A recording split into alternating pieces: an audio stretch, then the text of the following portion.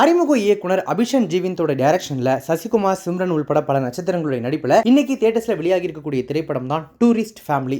இந்த திரைப்படத்தினுடைய கதை என்ன முதல்ல அப்படின்னு பார்த்தோம் அப்படின்னா, இலங்கை வல்வெட்டித்துறையைச் சேர்ந்த தாஸ், அதாவது சசிகுமார், அவருடைய மனைவி வசந்தி, அதாவது சிம்ரன், அவங்களுடைய இரு மகன்கள், அதாவது மிதுன், ஜெய்சங்கர் மற்றும் கமலேஷ் ஆகிய 4 பேருமே அவங்க நாட்டில் ஏற்பட்ட பொருளாதார வீழ்ச்சியினால பொருளாதார அகதிகளாக ஆக்கப்பட்டு படகுல ராமேஸ்வரத்துக்கு தப்பிச்சு வராங்க. அங்கிருந்து வசந்தியோட அண்ணன், அதாவது யோகி பாபு உதவியோட சென்னையில் இருக்கக்கூடிய ஒரு குடியிருப்பு பகுதியில் குடியேறி புதிய வாழ்க்கையை வாழ தொடங்குது அந்த குடும்பம். தெருக்காரர்கள் கிட்ட ஈழத்தமிழர்கள் அப்படின்றத மறைச்சு சகஜமாக அவங்க வாழ தொடங்கும் போது அவங்க எங்கேருந்து வந்தாங்களோ அந்த ராமேஸ்வரத்தில் நடக்கும் ஒரு குண்டுவெடிப்பு சம்பவம் தொடர்பாக தாஸோட குடும்பத்தை தேடுது காவல்துறை. இந்த சம்பவத்துக்கும் தாஸோட குடும்பத்துக்கும் தொடர்பு இருக்கா அப்படின்றதோட இறுதியில் தாஸோட குடும்பத்துக்கு என்ன ஆச்சு அப்படின்றதையும் பேசி இருக்கிறது தான் அறிமுக இயக்குனர் அபிஷன் ஜீவிந்தின் இந்த டூரிஸ்ட் ஃபேமிலி. சரி, ஓகே, படத்தோட கதையை பார்த்தாச்சு. படத்தில் நடிச்சிருக்கக்கூடிய நடிகர்கள் எப்படி நடிச்சிருக்காங்க அப்படின்னு பார்த்தீங்கன்னா, இரக்கம், அனைவருக்கும் உதவுற குணம், அப்பாவித்தனம் என வழக்கமான சசிகுமாரின் சாயல் இந்த கேரக்டர்லேயே அதிகமாகவே இருந்தாலும் கூட விவரிக்க முடியாத வலியை சுமக்கக்கூடிய அந்த கண்கள், மகன் கிட்ட உடையிற அந்த தருணம், குடும்பத்திற்காக பதறக்கூடிய அந்த நிமிடங்கள் ஆகிய இடங்கள்ல படத்தை முதன்மை கதாபாத்திரமாக தாங்கி பிடிக்கிறாரு சசிகுமார். உணர்வுபூர்வமான காட்சிகளில் முதிர்ச்சியான நடிப்பை கொடுக்கறது மட்டும் இல்லாமல் ரொமான்ஸ், காமெடி, நடனம் போன்றவற்றாலும் அந்த கேரக்டருக்கு பலம் சேர்த்திருக்காங்க சிம்ரன். மூத்த மகனாக மிதுன் ஜெய்சங்கர், இவர் ஆல்ரெடி நீங்கள் ஆவேசம் மலையாள திரைப்படத்தில் பார்த்துருக்கலாம். அவர் இளமையின் துடிப்போடு தேவையான இடங்களில் அழுத்தமான நடிப்பையும் வழங்கி தமிழில் தன்னுடைய முதல் படத்திலேயே கவனிக்க வைக்கிறாரு. சேட்டைகள் நிறைந்த சிறுவன் கமலேஷின் அட்டகாசமான நடிப்பு பல காட்சிகளில் தியேட்டரில் சிரிப்பலையை பரவ விட்டுருக்கு. குறிப்பாக ஜோசப் குருவிழா காட்சியிலையும் அந்த சர்ச் சீன்லையும் அவருடைய குறும்புத்தனத்தால் தியேட்டரே பிளாஸ்ட் ஆகுது. கடந்த சில திரைப்படங்களாக யோகி பாபு வந்தாலே நம்ம இரிட்டேட் தான். அவர் என்னங்க காமெடி பண்ணுறாரு, வராரு, ஏதோ கவுண்டர்ன்ற பேரில் போடுறாரு, சிரிப்பே வரலையே அப்படின்னு சொல்லி இப்போ வரக்கூடிய திரைப்படங்கள்லாம் யோகி பாபு சம்பிரதாயத்துக்கு கூப்பிட்டு ஒரு 4 சீன் கொடுத்துட்றாங்க. அதனாலே பெருசாக அது ஒர்க் அவுட் ஆகிறது இல்லை. ஆனால் இந்த டூரிஸ்ட் ஃபேமிலி திரைப்படத்தில் தான் வரக்கூடிய எல்லா காட்சியிலையுமே சிரிப்பு விருந்து வைக்கிறாரு யோகி பாபு. ரொம்ப நாள் கழிச்சு அவருடைய காமெடி ஒர்க் அவுட் ஆன திரைப்படம் அப்படின்னு சொல்லி இதை சொல்லலாம். MS பாஸ்கர், ரமேஷ் திலக், ஸ்ரீஜா ரவி, இளங்கோ குமரவேல், பகவதி பெருமாள், அபிஷன் ஜீவிந்த், யோகலட்சுமி ஆகியோர் தங்களுடைய இயல்பான நடிப்பால் காட்சிகளை ஆழமாக்கி படத்துக்கு வலு சேர்க்கிறாங்க.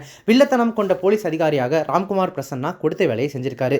ஓகே, தொழில்நுட்ப ரீதியாக, அதாவது டெக்னிக்கல் ஆஸ்பெக்ட்ஸ் இந்த டூரிஸ்ட் ஃபேமிலி எப்படி இருக்கு அப்படின்னு கேட்டீங்கன்னா, யதார்த்தமான கோணங்கள், ஃப்ரேம்கள், இயல்பான ஒளியமைப்பு என ஆர்ப்பாட்டம் இல்லாத ஒளிப்பதிவை தந்திருக்காரு படத்தினுடைய ஒளிப்பதிவாளர் அரவிந்த் விஸ்வநாதன். அதற்கு படத்தினுடைய கலரிஸ்ட் அருண் சங்கமேஸ்வரின் பங்களிப்பும் துணை புரிஞ்சிருக்கு. நிதானமான திரைமொழியோட உணர்வுகளை கோர்த்திருக்காரு படத்தொகுப்பாளர் பரத் விக்ரமன். ஷான்ரோல்டன் இசையில மோகன்ராஜா வரிகளில் ஆச்சாலே சாங், வாழ்ந்து பாரு சாங், இறகே சாங் ஆகிய பாடல்கள் மனதிற்கு இனிமை தரதோட கதையோட்டத்திற்கும் கை கொடுத்திருக்கு. முதல் ஃப்ரேம்ல இருந்தே கதை தொடங்கிறது. தமிழ்நாட்டுக்கு வருகை தர்றது, குடியிருப்பு வாசிகளுடனான உரையாடல்கள் என திரைக்கதை மென்மையான நகைச்சுவைகளோட ரொம்ப நிதானமாகவே நகர ஆரம்பிக்குது.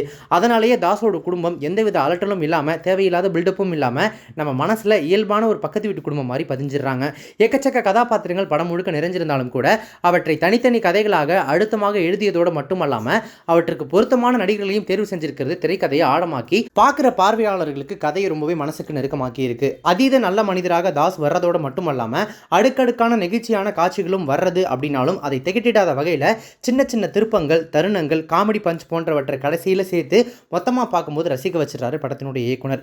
மலையூர் நாட்டாம அந்த பாடல் காட்சி, இளங்கோ குமரவேல், ஸ்ரீஜி ரவி ஜோடியின் அந்த சம்பந்தப்பட்ட காட்சிகள், யாழ்ப்பாண தமிழை தெருக்காரர்கள் கற்றுக்கொள்ளக்கூடிய காட்சிகள், மிதுன் குரல் காதல் காட்சி, இறுதியில் நடக்கக்கூடிய ட்விஸ்டுகள் என பல இடங்களும் தொகுப்புகளும் உணர்வுபூர்வமாக பார்க்குறவங்க மனசை கணக்க வைக்குது. ஏற்கனவே கடல் தாண்டி தான் வந்திருக்க அப்படின்ற அந்த வசனமாக இருக்கட்டும், இந்த தமிழ் பேசுறது பிரச்சனையா இல்லை நாங்கள் தமிழ் பேசுறதே பிரச்சனையா அப்படின்னு சொல்லி அந்த வசனமாக இருக்கட்டும், இப்படி அரசியல் பேசும் வசனங்கள் பிரச்சாரத்தன்மை இல்லாமல் காட்சியோடு ஏந்திருக்கிறது உண்மையாகவே பாராட்டத்தக்கது. தாஸ் குடும்பத்தின் தினசரி வாழ்க்கை, அதே குடும்பத்தை தேடக்கூடிய போலீஸ் அப்படின்னு சொல்லிட்டு 2 லைனில் திரைக்கதை நகர்ந்துகிட்டே போனாலும் போலீஸ் தேடுதலை விறுவிறுப்பாக்க தவறுனதுனால இறுதி காட்சியில் வர வேண்டிய பதபதிப்பில் சிறிது பற்றாக்குறை ஏற்படுது. எந்த ஆவணமும் இல்லாமல் குடியேறினவங்களை எப்படி போலீஸ் முதல் அண்டை வீட்டார் வரை எந்த எதிர்ப்பும் இல்லாமல் ஏற்றுக்கிட்டாங்க அப்படின்ற கேள்வி படம் முழுக்க நமக்கு மனசில் நின்றுக்கிட்டே இருக்குது. இப்படி அங்கங்கே எட்டி பார்க்கக்கூடிய லாஜிக் ஓட்டைகளை எமோஷனல் காட்சிகளால் மறைச்சிருக்கு திரைக்கதை. காவல் நிலைய மரணத்தை இறுதி காட்சியில் பயன்படுத்திய விதமும் ஒரு மாதிரி நெருடலை தருது.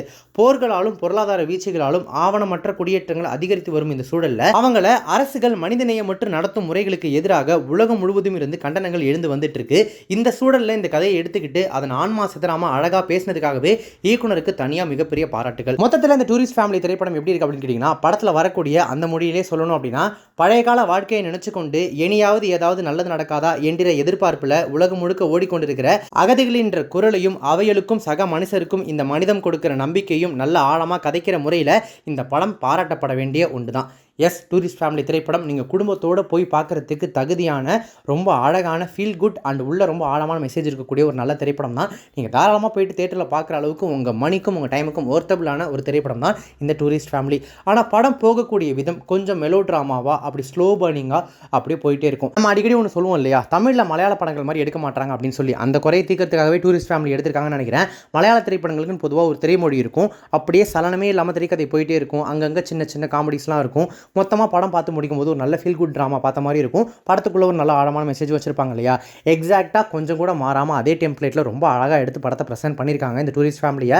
உங்களுக்கு பார்க்கும்போது சம்டைம்ஸ் என்னடா படம் ஒரு மாதிரி ரொம்ப ஸ்லோவாக மெலோ ட்ராமாவாக போகிற மாதிரி இருக்கே அப்படின்னு ஃபீல் ஆச்சுன்னா, கண்டிப்பாக இது உங்களுக்கான திரைப்படம் கிடையாது. இது ஒரு கமர்ஷியல் படம் கிடையாது. அகைன் சொல்கிறேன், ஒரு மலையாள தன்மையோடு எடுக்கப்பட்ட ஒரு மெலோ ட்ராமாவான நல்ல ஃபீல் குட் எமோஷனல் மூவி தான் இந்த டூரிஸ்ட் ஃபேமிலி. அகைன் நீங்கள் ஃபேமிலியோட ஃப்ரெண்ட்ஸோட போயிட்டு என்ஜாய் பண்ணலாம்.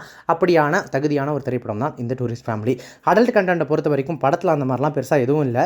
நீங்கள் தாராளமாக ஃபேமிலியோட போயிட்டு பார்க்குற அளவில் தான் இந்த படம் இருக்குது. டூரிஸ்ட் ஃபேமிலி படத்தை நீங்கள் பார்த்துட்டீங்க அப்படின்னா, படத்தை பற்றி உங்களோட ரிவ்யூ என்ன, கருத்துக்கள் என்ன அப்படின்றத கமெண்ட்ஸில் மென்ஷன் பண்ணுங்கள். இப்போ இந்த ரிவ்யூ உங்களுக்கு பிடிச்சிருந்துச்சுன்னா லைக் பண்ணுங்கள், ஷேர் பண்ணுங்கள். நம்ம சேனல் இதுக்கு சப்ஸ்கிரைப் பண்ணாதவங்க யாராவது புதிய வீடியோ பார்த்துட்டீங்க அப்படின்னா மறக்காம உடனே இப்போ நம்ம சேனலுக்கு சப்ஸ்கிரைப் பண்ணிட்டு பக்கத்தில் நோட்டிஃபிகேஷன் பில் பண்ணி மறக்காம டிங் நினைத்துருங்க.